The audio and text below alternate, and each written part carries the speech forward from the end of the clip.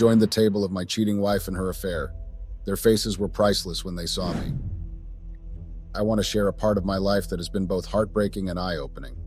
I never thought I would be in this situation, but here I am, sharing my story with you all. Let me introduce myself first. I'm Matthew, a 36-year-old guy who thought he had a happy marriage until I found out my wife was cheating. My wife's name is Catherine, and she's 35. We've been married for a decade. Up until I discovered her infidelity, I had always thought we had a perfect relationship. We met in high school but didn't start dating until college. We got married shortly after we graduated. We've always been like the perfect couple. We had date nights, our sex life was great, and we loved each other, or so I thought. We respected each other and took care of each other. I ran the family business. I took over from my dad shortly after I graduated, and it's so successful that I don't even need a second income to supplement it. Catherine also worked with me and loved the job very much. We also have kids, 3 beautiful boys aged 9, 7, and 4. I am a great dad. I always spend time with them. I play with them like I am a kid myself. This close bond has made my relationship with the kids special. They often preferred to talk to me about things rather than their mom, not because she was a bad mom, but because I was more relatable. Of course, our marriage had its bits of ups and downs like any other, but we made sure to talk things out whenever there was a problem. The last big argument we had was about our kids and how they seemed closer to me than to Catherine. She felt a bit hurt, thinking that as their mom, she should have a stronger bond with them naturally. We hashed it out over a long talk, with Catherine expressing her worries and me reassuring her that it wasn't about playing favorites. After that, we tried to spend more quality time together as a family, which seemed to help. Looking back now, I wonder if that argument was a sign of deeper issues simmering beneath the surface. Maybe Catherine's feelings of being sidelined led her to seek attention elsewhere. It's crazy to think that despite all my efforts to communicate, there were unresolved issues that might have played a part in what happened later. I wish we had dug deeper into those feelings back then, maybe sought professional help earlier. It might have helped us avoid the mess we're in now. Our sex life was a big part of our marriage. Catherine and I were satisfied with what we had in the bedroom. Every now and then, she'd bring up the idea of having an open relationship or trying a threesome. I always declined because I believed in being faithful to each other. I made sure she knew where I stood and she seemed okay with it, just curious about exploring different things. It never caused any major conflicts between us. We were open about our wants and limits, which I thought was important for a strong relationship. Hey Reddit, I want to share a part of my life that has been both heartbreaking and eye-opening. I never thought I would be in this situation, but here I am, sharing my story with you all. Let me introduce myself first. I'm Matthew, a 36-year-old guy who believed he had a happy marriage until I discovered my wife's infidelity. My wife's name is Catherine, and she's 35. We've been married for a decade, and up until I found out about her affair, I thought we had a perfect relationship. We met in high school, but we didn't start dating until college. We tied the knot shortly after graduation, and I took over my family business from my dad. It was successful, to say the least, and I didn't need another income to supplement it. Catherine also worked with me and loved the job. We had a comfortable life, financially stable, and 3 beautiful kids aged 9, 7, and 4. I cherished being a father. My kids meant the world to me. Our relationship wasn't without its challenges. One of the biggest discussions we had was about our kids' closeness to me. Catherine felt a bit left out, but we talked it over and resolved it like adults. Communication was crucial to us, and in the bedroom things were great. We were satisfied with our sex life. Catherine brought up the idea of an open relationship or a threesome a couple of times, but I made it clear that I believed in monogamy. She understood and respected my stance. Despite running a successful business, I always prioritized my family. I was never too busy for them, always present and never stingy with my time or resources. I even extended my generosity to Catherine's family members, feeling a bit guilty for having more privilege growing up. But despite all this, the foundation of trust in our marriage crumbled when I discovered Catherine's affair. It was a devastating blow, one that shattered my world and left me questioning everything. I've strived to be a supportive and present husband and father. Despite running a successful business that demands a lot of my time, I've never neglected my family.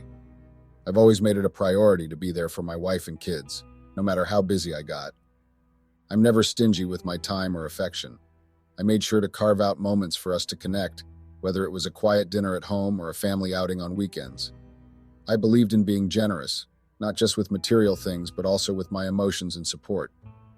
I extended this generosity to Catherine's family too. because I understood that my upbringing had been more privileged than hers. Growing up, I was taught the value of hard work and giving back. I always felt a twinge of guilt sometimes for the advantages I had compared to Catherine, but I tried to channel that into being a better partner and provider. I always had Catherine's back. I encouraged her dreams and goals, even when they changed like the wind. She'd dive into new interests, but often left them half done. She'd be into one thing this week and another thing the next. Still, I supported her emotionally and financially, even when I knew that they wouldn't last. We communicated openly, respected each other's opinions and boundaries. I empathized with her, and always tried to see things from her perspective. Our relationship was filled with tenderness and affection. I made sure she felt valued and praised her to boost her confidence. I took responsibility for all my actions. I kept my promises, and was someone she could rely on. I shared household chores and handled most parenting duties, despite my busy work schedule. I paid all the bills and shouldered the financial burden without complaint. Why am I sharing all this? I'm sharing all this to paint a picture of our seemingly perfect life. I never imagined she'd cheat. It blindsided me. I've racked my brain trying to understand what went wrong, but I can't pinpoint any major misstep on my part. When Catherine started cheating, I guess I noticed it, but I didn't think she was cheating. I guess I always thought our relationship was so good that cheating would never cross either of our minds. At least it never crossed my mind, so I thought it would be the same for her. But it was like a switch had been flipped. Catherine's behavior started to shift, and at first I brushed it off as normal changes, but then I couldn't ignore the signs. She was glued to her phone, always smiling at messages or notifications, which was unusual for her. I guess those are always the first signs that a partner's cheating. Social media became her new favorite pastime, which is something she never cared much about before. It wasn't just the phone, it was her behavior and demeanor around me. She seemed more guarded, more secretive. We used to share everything, even our passwords, but suddenly she changed her phone password and avoided letting me near it. When I asked, she would dodge or outright refuse. This created a barrier between us that I couldn't understand. It was very baffling and disheartening, to say the least. Then she stopped sharing her location. After she stopped sharing her location, I asked her about it. She claimed her friends had advised her against it, saying it was controlling. I felt puzzled and a bit pissed off because for me, sharing locations wasn't about control, but about safety. What if something happened and I needed to find her quickly? That's why we used to share our locations. I tried to talk sense into her, explaining my worries, but she stuck to her decision. She even warned me not to bring it up with her friends, threatening to get upset if I did. This struck me as odd because her friends had never meddled in our relationship before. It felt like she was hiding something, and her sudden change just fueled my suspicions. Looking back, I now realize her friends weren't behind her decision. It was just an excuse she made up. Her friends never said anything about sharing locations being controlling. Catherine just didn't want to be caught in her lie, so she joined in to stop me from confronting her friends. Because Catherine had stopped sharing her location, I couldn't keep tabs on where she was. Usually, I trusted her enough not to check her location unless it was necessary, but her sudden change in secretive behavior raised red flags. I couldn't help but wonder where she went during her free time when she wasn't at home or work. Another thing that caught my attention was how she started staying late at the office. We both worked in our family business, and she began staying back, claiming she had extra work to finish. This was unusual because she typically avoided overtime and would push tasks to the next day. What bothered me more was that we had other employees who could handle tasks, so her staying late seemed unnecessary. However, since technically she wasn't breaking any rules, I didn't confront her about it. Then she became altogether distant. It was like I didn't exist. No matter what I said or did, it was as if she couldn't hear me. Or worse, she chose not to. I tried everything to reach her. Conversations, sitting down to talk things through calmly, and even suggesting therapy to work on our issues together. But nothing seemed to penetrate the wall she had built around herself. The woman I loved, my wife Catherine, had become a stranger in our own home.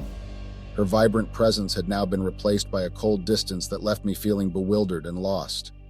It wasn't just her words, it was her actions too. She stopped engaging with our family, spending more time alone or buried in her phone. I couldn't understand why she had changed so drastically. We used to share everything, from our deepest fears to our wildest dreams. Now it felt like she was shutting me out completely. Even the kids noticed the shift in her behavior, which only added to my confusion and concern. Despite the suspicions about her cheating, I couldn't understand what could have caused such a drastic transformation in her. It was like trying to piece together a puzzle with missing pieces. Each attempt only left me more confused than before. When I finally caught my wife, it was just a coincidence. It was the kind of coincidence that you'd think only happens in movies, not in real life. My best friend. Let's call him Bobby for the sake of privacy. Bobby and I were pretty close until he got a better job offer and had to move away from our town. That meant we couldn't keep in touch as much as we used to before. However, Bobby recently came back to town and we had been trying to catch up on the lost moments. Bobby and I hadn't met up in ages, and just when he came back to town, this happened. I'd taken the day off work to catch up with him. Catherine, however, had headed to work. I didn't expect it to lead to what I saw. I had wanted to talk to Bobby about Catherine's behavior to see if there was any point or piece of the puzzle that I was missing or something I was glossing over. I also wanted to tell him about my suspicions because at this point I was thinking that Catherine was most likely cheating on me. I just didn't know with whom. Bobby then suggested we go out for lunch and we could talk about it. I agreed. We decided to grab lunch at a familiar spot, one we used to frequent a lot back when Bobby was still around. It felt nostalgic stepping into that restaurant, almost like a trip down memory lane. After Bobby moved, I stopped frequenting the restaurant, so it felt very nostalgic stepping in there. As we entered, we were chatting and reminiscing about old times. My eyes scanned the room almost absent-mindedly until they landed on a sight that made my heart drop. There she was, Catherine, my wife, sitting intimately close to a man I didn't recognize at all. They were so engrossed in each other, it was like they were in their own little world. I first froze for a moment. I was trying to process what I was seeing.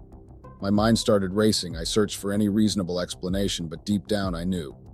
The way they interacted, the way they looked at each other, it all painted a clear picture that I couldn't deny. It was like a slap in the face. I had already had my suspicions, but nothing could have prepared me for eventually finding out that my suspicions were true. Deep down, I had hoped that I was wrong, that I was just sensitive, but nope, I was right. I stood there, blocked from their view, watching as they exchanged gestures that were too intimate for my comfort. Catherine, who had told me she was going to work, was here, sharing moments with another man, feeding him as if they were a couple. I felt both disbelief, heartache, and anger all at once.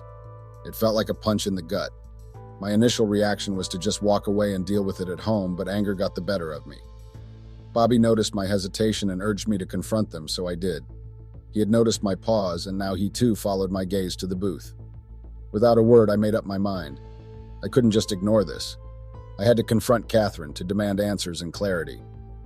I walked up to their table, put on a fake smile, and slipped into the booth uninvited. Catherine was priceless, to say the least. She stumbled over her words, trying to come up with an excuse, but I wasn't having it. I asked her to introduce me to her friend, but she couldn't manage more than stammering. The tension was thick, but I kept pushing, trying to maintain my composure even though I was boiling inside. Her partner was quiet. He kept staring at Catherine. He looked wide-eyed. Nobody said a word despite me asking multiple times for an introduction. Long story short, Catherine bolted from the restaurant, leaving me fuming. My mood was already ruined, and now I didn't even want to eat anything. I felt like I would throw up if I tried. I told Bobby I was heading home because I knew Catherine would likely beat me there. I had reached my limit. This wasn't the first time I'd suspected something, but now there was no denying it. When I got home, Catherine was already there, crying her heart out in the living room. It was clear she knew she messed up big time, but her tears weren't going to change anything. I didn't waste any time mincing words. I told her straight up that I wanted her out of the house. Cheating is a total deal breaker for me. No ifs, ands, or buts about it. She tried to spin some story about the guy being just a friend, but I wasn't buying it. I called her out on how embarrassed she looked at the restaurant and asked her why she acted like that if it was all innocent. Then came the excuse about me being aggressive. That just ticked me off even more. I hadn't raised my voice or thrown a fit. I simply sat down and asked for an introduction. How's that aggressive? She kept saying sorry, claiming it was a one-time thing because she was bored. Sorry wasn't going to cut it this time. I told her plain and simple, pack your stuff and leave. Her tears and pleas didn't sway me. I wasn't about to let her guilt trip me into forgiving something like this. I stood my ground and made it crystal clear that she had to go. No second chances. As if things weren't already tense enough, Catherine tried to pull the kids into the conversation, using them as a bargaining chip. She claimed she couldn't live without them, but I saw through the manipulation. I calmly explained that disrupting the kids' lives by taking them away from their familiar routine would only add more chaos to an already messy situation. I suggested we could work out a fair arrangement for custody and visitation, but that discussion could wait. Right now, she needed to leave. She continued to plead and beg. I guess she was hoping I would have a change of heart. I remained firm. I told her that our focus should be on sorting out the logistics later, not in the heat of the moment. After about 5 minutes of back and forth, she finally realized I wasn't budging. Reluctantly, she gathered her belongings. She even tried to take only some items at first, but I insisted she take everything that belonged to her. I knew that trick. She would try to get back into the house later by saying she wanted to come pick up her remaining stuff, but I wasn't letting that happen. She packed up all her stuff to the porch and then called an Uber, all while still trying to talk to me. After she left, the reality of what had just transpired sank in, and it was as if a dam broke inside me. I cried a bit, to be honest. I don't even know what I'll tell the kids when they come back, and of course want to know where their mom is. I'm devastated, Reddit. I thought I knew my wife, but it turns out she's been cheating on me. I'm at a loss for words. Update. Hey Reddit, first off, I want to say a massive thank you for the incredible support and love on my last post. The response was beyond anything I expected, and it really helped me through a tough time. When I posted that, I was feeling lost and hurt. Discovering that my wife was cheating was a heavy blow, and I needed an outlet to vent. I never expected the post blowing up the way it did, but I'm grateful for every message, piece of advice, and encouragement I received. Many of you suggested I seek legal advice, and I've taken that to heart. I'll be reaching out to my lawyer soon to start the divorce process and serve my wife with the papers. It's a very necessary step towards moving forward. As for the kids, I had a heart-to-heart with them in a way they could understand. I explained that mom and dad need some time apart because of grown-up problems.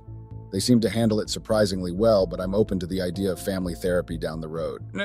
It's been about a week since everything happened, and I'm still processing it all. My friends, especially Bobby, have been checking in on me, which means a lot.